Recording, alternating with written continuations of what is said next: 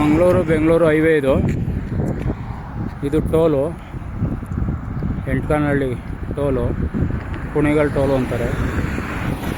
Mangaluru Bengaluru highway ಇದು. ಜಾಗ ಇದೇನೆ 3 ಎಕರೆ.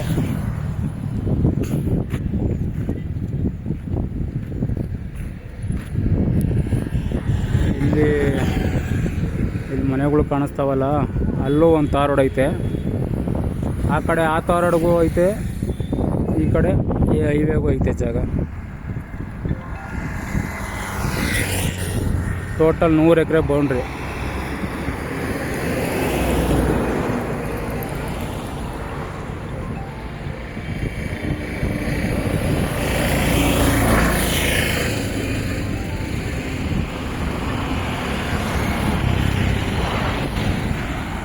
ಇಲ್ಲಿವರೆಗೂ